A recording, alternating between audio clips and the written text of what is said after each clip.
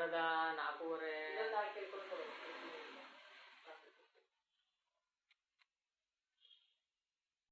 ಹೋಗಮ್ಮ ನೀನೊಂದು ಇಟ್ಕೋ